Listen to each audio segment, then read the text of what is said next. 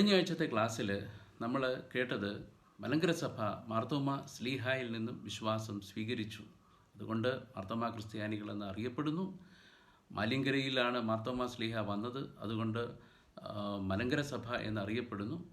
മാർത്തോമ സ്ലീഹായിൽ നിന്നും വിശ്വാസം സ്വീകരിച്ച് പേർഷ്യയിലെ പൗരസ്ത്യ സുറിയാനി സഭയുടെ ആരാധനാക്രമം സ്വീകരിച്ച് അവിടുത്തെ മെത്രാന്മാരുടെ നേതൃത്വം സ്വീകരിച്ച് 16-ാം നൂറ്റാണ്ട് വരെ മലങ്കര സഭ ഇവിടെ നിലനിന്നുവെന്നും പോർച്ചുഗീസ് മിഷണറിമാരുടെ വരവോടുകൂടെ അവർ ഈ മലങ്കര സഭയിൽ ഇടപെടാൻ തുടങ്ങുകയും അവർ ലത്തീനീകരിക്കാനായിട്ട് കാര്യങ്ങൾ മുന്നോട്ട് കൊണ്ടുപോവുകയും മലങ്കര സഭയെ ലത്തീൻ സഭയുടെ കീഴിലേക്ക് തരം താഴ്ത്തുകയും ഒക്കെ ചെയ്തതിൻ്റെയൊക്കെ ഫലമായിട്ട് ഇവിടുത്തെ സുറിയാനി ക്രിസ്ത്യാനികൾ എതിർപ്പ് പ്രകടിപ്പിച്ചു. അത് കൂനൻ കുരിശ് സത്യത്തിൽ അവസാനിച്ചു.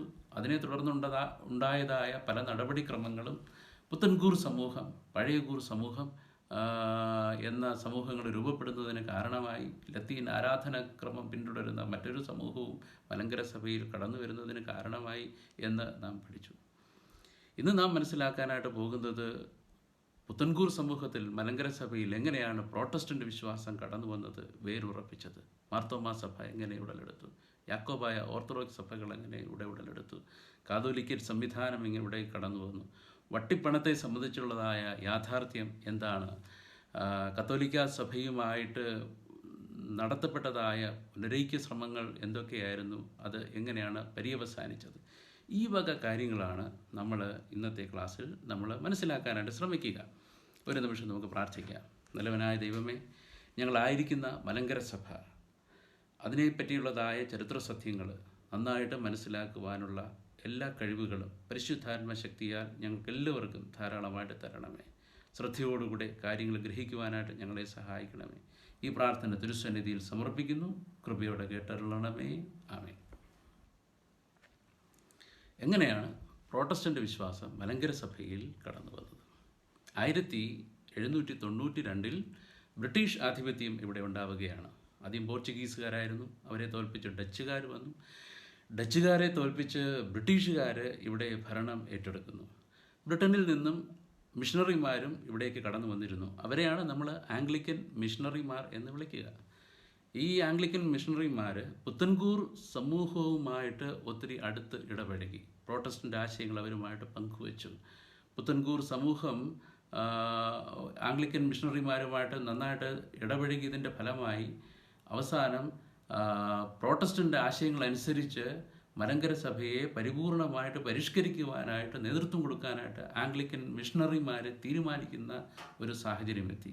അന്നേരം മലങ്കര സഭയുടെ അന്നത്തെ മെത്രാപ്പൊലീത്തയായിരുന്ന ചേപ്പാട്ട് മാർ ദിവനാസ്യോസ് തിരുമേനി അതിനെ എതിർത്തു.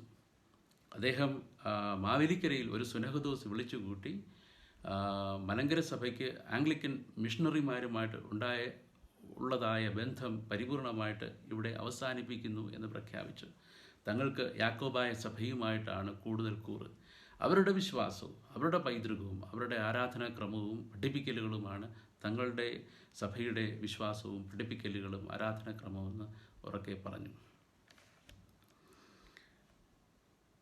ഇനി ഇതിനെ തുടർന്ന് എങ്ങനെയാണ് മാർത്തോമാ സഭ ഇവിടെ രൂപപ്പെട്ടത് എന്നുള്ളതാണ്. നമ്മൾ കണ്ടു, മാവേലിക്കര സുനഹദോസോടുകൂടി ആംഗ്ലിക്കൻ മിഷണറിമാരുമായിട്ടുള്ള ബന്ധം അവസാനിപ്പിച്ചു. എങ്കിലും പ്രോട്ടസ്റ്റൻ്റ് ആശയങ്ങളുള്ള, നവീകരണ ആശയങ്ങളുള്ള, ചിന്താഗതികളുള്ള ഒരുപാട് വൈദികരും വിശ്വാസികളും മലങ്കര സഭയിൽ ഉണ്ടായിരുന്നു. അവർക്ക് നേതൃത്വം കൊടുത്തിരുന്ന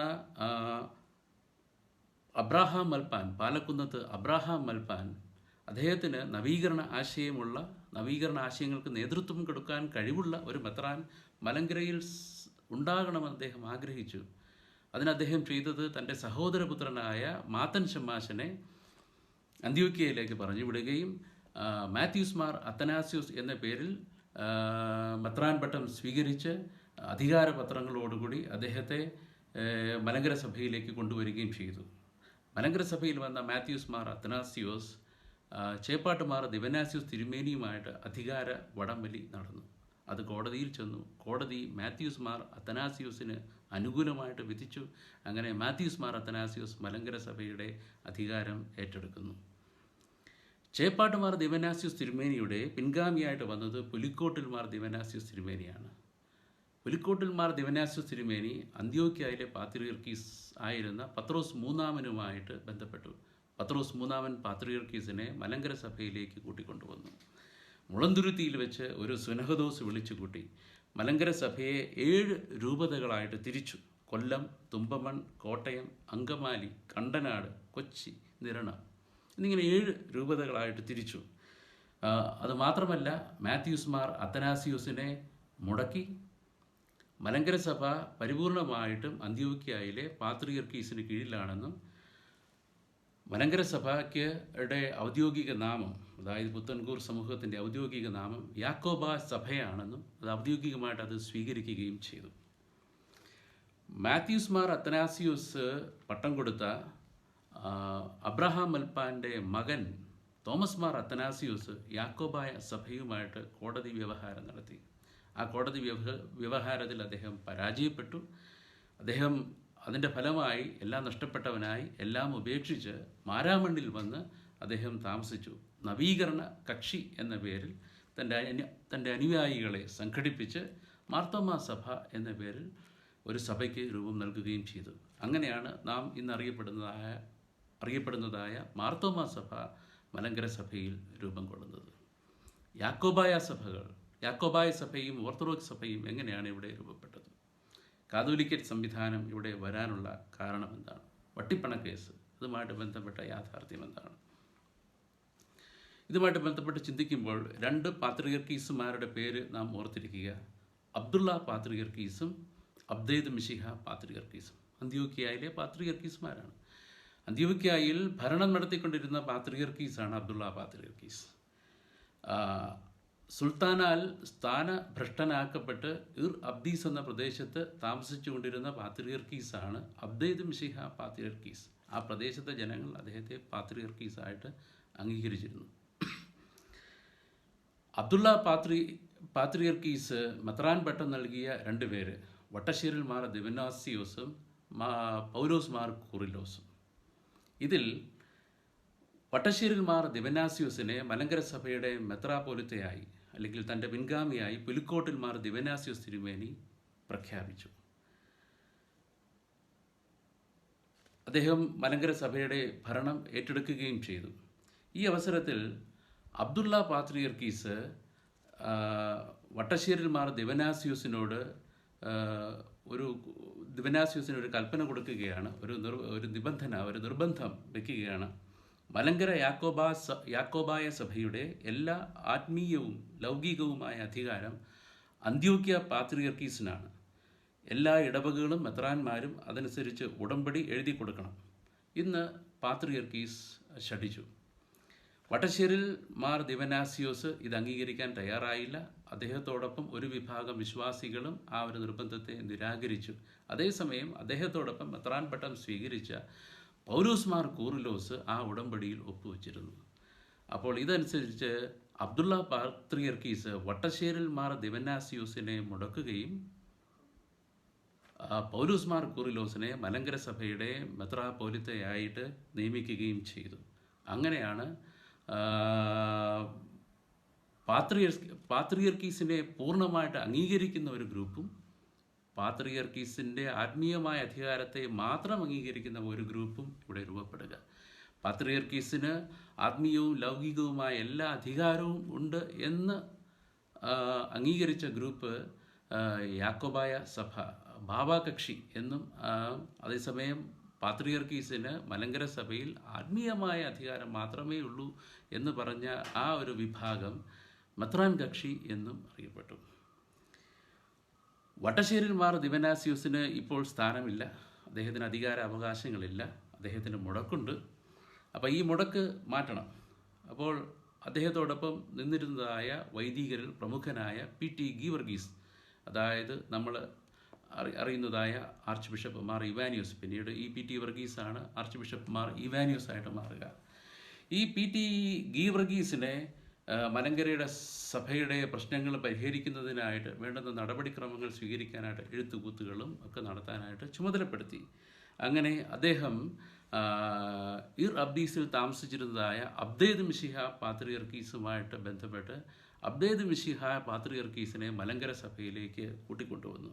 നിരണം പള്ളിയിൽ വെച്ച് കാതോലിക്കേറ്റ് സ്ഥാപിച്ച് മുറിമറ്റന്മാർ ഇവാനിയൂസിനെ ആദ്യത്തെ കാതോലിക്കയായി വാഴിച്ചു. അങ്ങനെ മലങ്കര സഭയിൽ സ്വയം ഭരണാധികാരമുള്ള ഒരു കാതോലിക്കേറ്റ് സംവിധാനം 1912 നിലവിൽ വന്നു. കാതോലിക്കേറ്റിൻ്റെ കീഴിൽ വന്ന മെത്രാൻ കക്ഷി, അതാണ് പിൽക്കാലത്ത് മലങ്കര ഓർത്തഡോക്സ് സഭ എന്ന് അറിയപ്പെട്ടത്. അബ്ദുള്ള പാത്രിയർക്കീസിൻ്റെ കൂടെ നിന്നവർ, പാത്രിയർക്കീസിന് എല്ലാവിധമായ അധികാരങ്ങളും ഇവിടെ ഉണ്ട് എന്ന് അംഗീകരിച്ച ആ ഒരു വിഭാഗം ഇവിടുത്തെ ബാവ കക്ഷി മലങ്കര യാക്കോബായ സഭ എന്നും അറിയപ്പെട്ടു.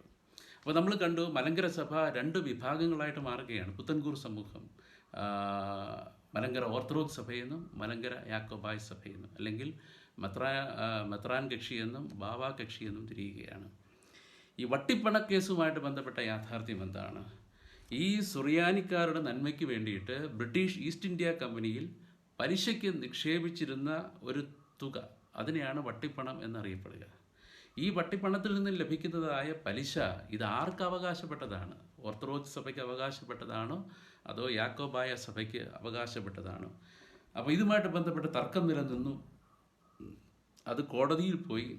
കോടതി അത് യാക്കോബായ സഭയ്ക്ക് അനുകൂലമായിട്ട് 1923 വിധിച്ചു. അപ്പോൾ യാക്കോബായ സഭയ്ക്ക് അനുകൂലമായിട്ട് വട്ടിപ്പണ കേസിൻ്റെ വിധി വന്നപ്പോൾ ഓർത്തഡോക്സ് സഭയിലെ മലങ്കര ഓർത്തഡോക്സ് സഭയുടെ ചുമതലക്കാരനായിരുന്ന തിരുമേനി മാർ ഏലിയ പാത്രിയർക്കീസുമായിട്ട് ചില ധാരണകൾ ഉണ്ടാക്കാനായിട്ട് ശ്രമിച്ചു. അദ്ദേഹം അവിടെ പോയി അവരുമായിട്ട് ഒരു ഐക്യശ്രമത്തെ പറ്റിയുള്ള ചർച്ചകളൊക്കെ നടന്നു.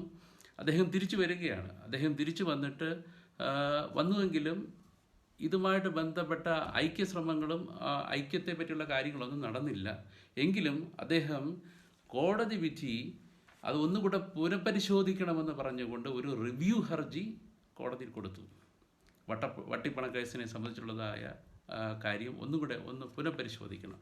അപ്രകാരം 1928 കോടതി വിധി ഓർത്തഡോക്സ് സഭയ്ക്ക്, മലങ്കര ഓർത്തഡോക്സ് സഭയ്ക്ക്, മെത്രാൻ കക്ഷിക്ക് അനുകൂലമായിട്ട് വന്നു. ഇതാണ് വട്ടിപ്പണവുമായിട്ട് ബന്ധപ്പെട്ട ഒരു കാര്യം. ഇനി അടുത്ത് പുനരൈക്യവുമായിട്ട് ബന്ധപ്പെട്ട് നടന്നതായ ശ്രമങ്ങൾ എന്തൊക്കെയാണ്? ഇതിനെപ്പറ്റിയാണ് നമ്മളൊന്ന് ചർച്ച ചെയ്യുക. അതിനകത്ത് നമ്മൾ ചർച്ച ചെയ്യാനായിട്ട് പോകുന്നത് PT ഗീവർഗീസിനെ പറ്റിയാണ്. നമ്മൾ നേരത്തെ കണ്ടു. അദ്ദേഹമാണ് പിന്നീട് ആർച്ച് ബിഷപ്പ് മാർ ഇവാനിയൂസ് ആയിട്ട് മാറിയത്. ഈ 1911 വട്ടശ്ശേരിൽ മാർ ദിവന്നാസിയൂസിനെ മുടക്കിയത്, അതുപോലെ തന്നെ കാതോലിക്കേറ്റ് സ്ഥാപനമുണ്ടായത്, വട്ടിപ്പണ കേസ്, ഇതൊക്കെ മലങ്കര സഭയ്ക്കുള്ളിൽ ആഴത്തിൽ വലിയ മുറിവുകളുണ്ടാക്കി. ആത്മീയമായിട്ട് അത് ഒരുപാട് അധപ്പതനത്തിന്, മലങ്കര സഭയിലെ വിശ്വാസികളുടെ ഇടയിൽ പ്രശ്നങ്ങളുണ്ടാകുന്നതിന് അത് കാരണമായി മാറി. അപ്പോൾ മലങ്കര സഭയെ ആത്മീയമായിട്ട് നവീകരിക്കണം എന്നുള്ള ഒരു ചിന്ത ഈ PT ഗീവർഗീസിനുണ്ടായിരുന്നു. അദ്ദേഹം അതിനെപ്പറ്റി ചിന്തിക്കുകയും പ്രാർത്ഥിക്കുകയും ചെയ്തുകൊണ്ടിരുന്നു. മലങ്കര സഭയെ പരിപൂർണമായിട്ടും അന്ത്യോക്യ പാത്രിയർക്കീസിൻ്റെ കീഴിൽ നിന്നും അടർത്തി മാറ്റിയെങ്കിൽ മാത്രമേ മലങ്കര സഭയിൽ നന്മയുണ്ടാവൂ എന്ന് PT ഗീവർഗീസ് ചിന്തിച്ചു. ആത്മീയമായ നവീകരണം മലങ്കര സഭയിലുണ്ടാകണം. അങ്ങനെ ചിന്തിച്ചപ്പോൾ അദ്ദേഹത്തിൻ്റെ മനസ്സിലേക്ക് കടന്നു വന്നത് സന്യാസ സഭകൾക്ക് അതിന് നല്ലൊരു നേതൃത്വം കൊടുക്കാനായിട്ട് പറ്റും. ആ ഒരു പശ്ചാത്തലത്തിലാണ് അദ്ദേഹം ബദനി സന്യാസ സമൂഹത്തിന് രൂപം കൊടുക്കുന്നത്. പെരുന്നാട്ടിലെ മുണ്ടൻമലയിൽ പുരുഷന്മാർക്ക് വേണ്ടി ഒരു സന്യാസ സമൂഹവും, തിരുവല്ലായിലെ തിരുമൂലപുരത്ത് സന്യാസിനികൾക്ക് വേണ്ടി ഒരു ബദനി സന്യാസ സമൂഹവും അദ്ദേഹം രൂപപ്പെട്ടു. ബദനി സന്യാസ സമൂഹമാണ് പുരുഷന്മാർക്ക് വേണ്ടി ഒന്നും സ്ത്രീകൾക്ക് വേണ്ടിയിട്ട് ഒന്നും. അങ്ങനെ ഈ സന്യാസ സമൂഹത്തിൻ്റെ വളരെ താപസോജ്വലമായ ജീവിതം, നല്ല തപസ്സനുഷ്ഠിച്ചും നല്ല പ്രാർത്ഥനകൾ നടത്തിയും നല്ല ആത്മീയമായ നിറവുള്ളതായ ജീവിതം മലങ്കര സഭയിൽ വലിയ നവീകരണമുണ്ടാക്കി. അനേകം വിശ്വാസികൾ അവരോടൊപ്പം ചേർന്നു.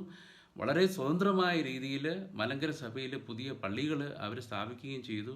അങ്ങനെ അത് ബദനി സമൂഹം, ആ ബദനി സമൂഹത്തിൻ്റെ മെത്രാനായും മെത്രാപ്പൊലിത്തായും PT ഗീവർഗീസിനെ അവർ അഭിഷേകം ചെയ്തു. മാർ ഇവാനിയോസ് എന്ന പേരിൽ അദ്ദേഹം അറിയപ്പെടുകയും ചെയ്തു. കത്തോലിക്ക സഭയുമായിട്ട് ഈ പുത്തൻകൂർ മലങ്കര സഭ നടത്തിയ പുനരൈക്യ ശ്രമങ്ങൾ എന്തൊക്കെയാണ്? നമ്മൾ മനസ്സിലാക്കുന്നു 1653 കൂനൻകുരിശ് സത്യം. അതിനുശേഷം ഒരുപാട് വിഭാഗീയതകൾ മലങ്കര സഭയിലുണ്ടായി. ഒന്നാം മാർത്തോമ മുതൽ 6-ാം മാർത്തോമ വരെ പുനരൈക്യത്തിന് വേണ്ടി ശ്രമങ്ങൾ നടത്തിയതായിട്ടുള്ളതായ രേഖകൾ ചരിത്രത്തിൽ നമുക്ക് ലഭ്യമാണ്. അതോടൊപ്പം തന്നെ വട്ടശ്ശേരിൽ മാർ ദിവനാസിയോസ് മർദീനിലേക്കുള്ള യാത്രാമധ്യേ ബാഗ്ദാദിലുള്ളതായ സുറിയാനി കത്തോലിക്ക പാത്രിയർക്കീസുമായിട്ട് അവിടുത്തെ മെത്രാപ്പൊലിത്തയുമായിട്ട് പുനരൈക്യത്തിന് വേണ്ടിയുള്ള ശ്രമങ്ങളെപ്പറ്റി ചർച്ച നടത്തുകയും കാര്യങ്ങൾ മുന്നോട്ട് കൊണ്ടുപോകുവാനായിട്ട് തീരുമാനിക്കുകയും ചെയ്യുകയാണ്. അദ്ദേഹം യാത്ര കഴിഞ്ഞ് മടങ്ങി വന്നപ്പോൾ സുറിയാനി കത്തോലിക്ക പാത്രിയർക്കീസായിരുന്ന അഫ്രൈം പാത്രിയർക്കീസിൽ നിന്ന് അദ്ദേഹത്തിന് ഒരു കത്ത് ലഭിക്കുകയാണ്.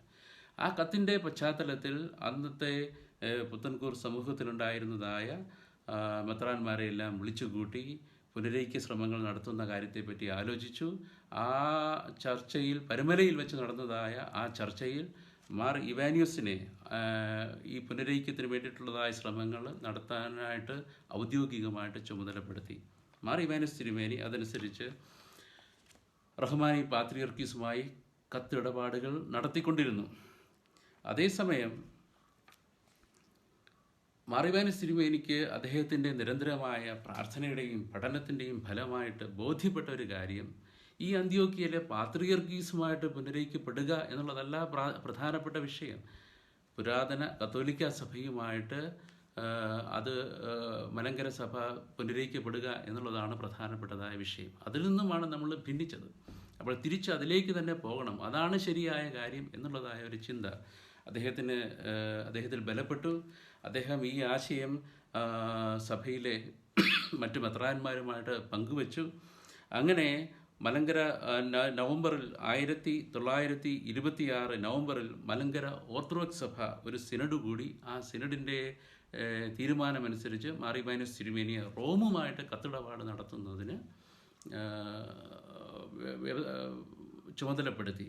അദ്ദേഹം റോമുമായിട്ട് കത്തിടപാടുകൾ നടത്താനായിട്ട് തീരുമാനിക്കുകയും അവസാനം റിബെയ്രോ എന്ന് പറഞ്ഞ മെത്രാൻ വഴി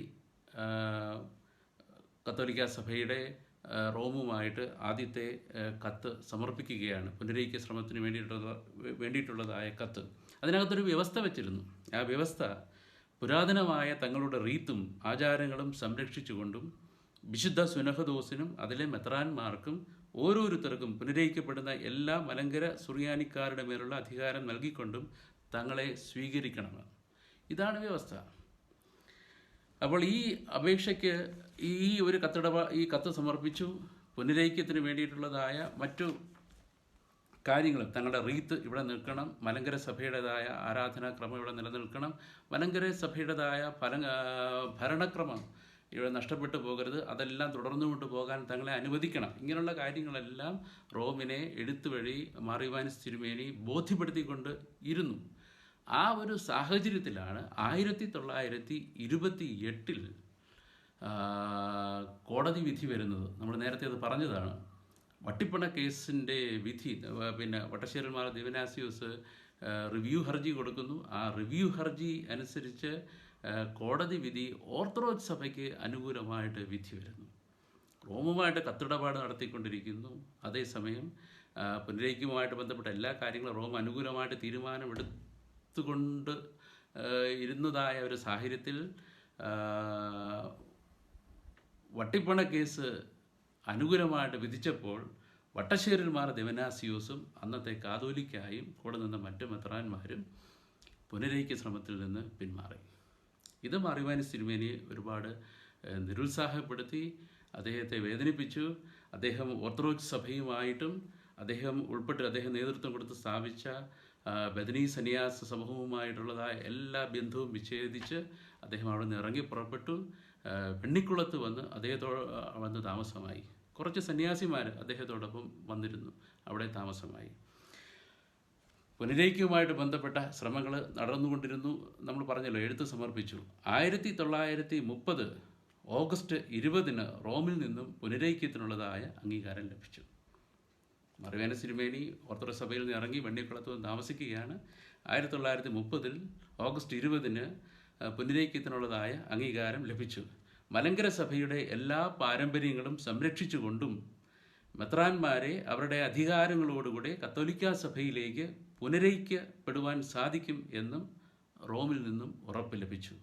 എന്നാൽ 1-2 കാര്യങ്ങൾ അവർ പറ്റില്ല എന്ന് പറഞ്ഞു. സിനഡൽ ഘടന, കാതോലിക്ക സ്ഥാനം എന്നീ കാര്യങ്ങൾ ഇപ്പോൾ നിശ്ചയിക്കാനായിട്ട് ബുദ്ധിമുട്ടുണ്ട്. ഈ കാര്യങ്ങൾ അവർ പറഞ്ഞു.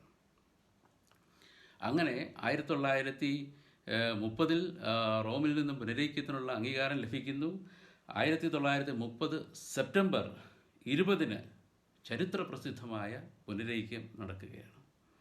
കൊല്ലം രൂപതാധ്യക്ഷൻ ബെൻസിഗർ തിരുമേനിയുടെ മുൻപിൽ ചങ്ങനാശ്ശേരി മെത്രാൻ മാർ കാളാശ്ശേരി, കോട്ടാർ മെത്രാൻ ലോറൻസ് പെരേര എന്നിവരുടെ സാന്നിധ്യത്തിൽ മാർ ഈവാനിയോസും മാർ തെയോഫിലോസും സത്യപ്രതിജ്ഞ നടത്തി.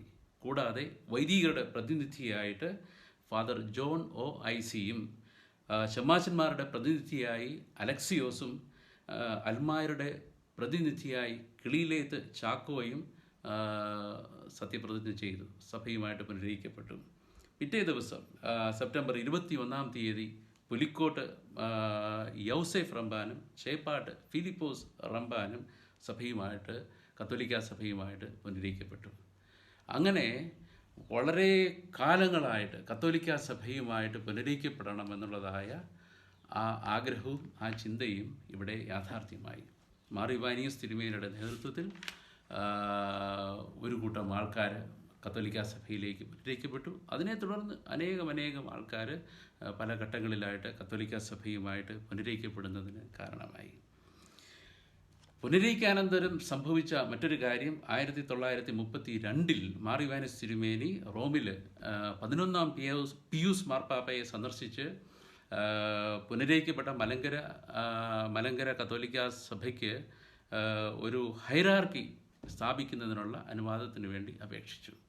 അപ്പോൾ അതനുസരിച്ച് 1932 ജൂൺ 11 ക്രിസ്തോ പാസ്തോറും പ്രിൻസിപ്പി എന്ന തിരുവെഴുത്ത് വഴി മലങ്കര കത്തോലിക്ക ഹൈറാർക്കി സ്ഥാപിച്ചു. മാർ ഇവാനിയോസ് തിരുമേനിയെ തിരുവനന്തപുരം അതിരൂപതയുടെ ആർച്ച് ബിഷപ്പായിട്ടും മാർ തെയോഫിലോസിനെ തിരുവല്ല രൂപതയുടെ മെത്രാനായിട്ടും അഭിഷേകം ചെയ്തു. ഇന്ന് ഈ മലങ്കര സഭ വളർന്ന് പന്തലിച്ച് അതൊരു മേജർ ആർച്ച് ബിഷപ്പ് കാതോലിക്കോസ് എന്ന അധികാരമുള്ള ഒരു മെത്രാപ്പൊലിത്തയാണ് നമുക്കിപ്പോഴുള്ളത്. ഏകദേശം 5 ലക്ഷം ആൾക്കാരും 8 രൂപതകളും, തിരുവനന്തപുരം അതിരൂപത, തിരുവല്ല അതിരൂപത, ഈ 2 രൂപതകൾക്കും കീഴിൽ പ്രവർത്തിക്കുന്നതായ മറ്റു രൂപതകൾ, ഡൽഹി ആസ്ഥാനമായി പ്രവർത്തിക്കുന്ന എക്സാർഗേറ്റ് സംവിധാനമുണ്ട്, പൂനെ ആസ്ഥാനമായിട്ട് പ്രവർത്തിക്കുന്നത് പൂന ഖടിക്കി, അതുമായിട്ട് ബന്ധപ്പെട്ട് പ്രവർത്തിക്കുന്ന സഭാ സംവിധാനമുണ്ട്. ന്യൂയോർക്കിൽ അവിടുത്തെ വിശ്വാസികളെ, ന്യൂയോർക്കിലും കാനഡയിലുമുള്ള വിശ്വാസികളെ സംരക്ഷിക്കാനായിട്ട് സഭാ സംവിധാനമുണ്ട്. അങ്ങനെ സഭ ഇന്ന് വളർന്ന് പന്തലിച്ചു. മലങ്കര അന്ത്യോക്യൻ ആരാധനാക്രമം പിന്തുടരുന്ന ഹൈറാർക്കിക്കൽ സംവിധാനമുള്ള മേജർ ആർച്ച് ബിഷപ്പ് കാതോലിക്കോസ് എന്ന ആ ഒരു നേതൃത്വമുള്ള സഭാ സംവിധാനമായിട്ട് മാറി. മലങ്കര സഭയിൽ ഉണ്ടായിരുന്നതായ രൂപപ്പെട്ട പഴയകൂർ സഭാ സമൂഹം പൗരസ്ത്യ സുറിയാനി ആരാധനാക്രമം പിന്തുടർന്നുകൊണ്ടിരുന്നതായ ആ സഭാ സമൂഹം നമ്മൾ സീറോ മലബാർ സഭ എന്ന് വിളിക്കുന്ന ആ സഭാ സമൂഹം 1923 കേരളത്തിലെ സീറോ മലബാർ സഭയ്ക്കും അവർക്ക് ഹൈറാർക്കി സ്ഥാപിച്ചു കിട്ടി. 1993 ഈ സഭയ്ക്ക് സുൻഹദോസ് സംവിധാനം ഉണ്ടാവുകയും സഭാതലവനായി മേജർ ആർച്ച് ബിഷപ്പ് എന്ന സ്ഥാനപ്പേരോടുകൂടിയ മെത്രാപ്പൊലീത്ത ചുമതല ഏൽക്കുകയും ചെയ്തു.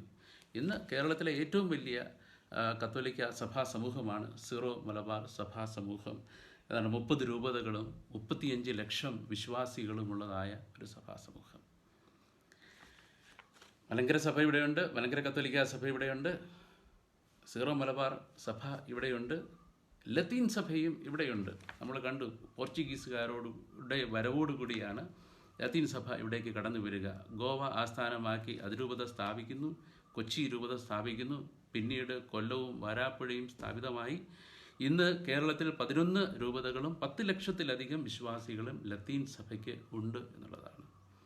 അപ്പോൾ നമ്മൾ മനസ്സിലാക്കുക, മാർത്തോമാ സഭയിൽ നിന്നും വിശ്വാസം സ്വീകരിച്ച മലങ്കര സഭ കടന്നു വന്ന വഴി, അത് പൗരസ്ത്യ സുറിയാനി സഭയുടെ ആരാധനക്രമം സ്വീകരിച്ച് പേർഷ്യൻ സഭയുടെ ആ നേതൃത്വത്തിൽ 16-ാം നൂറ്റാണ്ട് വരെ ഇവിടെ നിന്നു.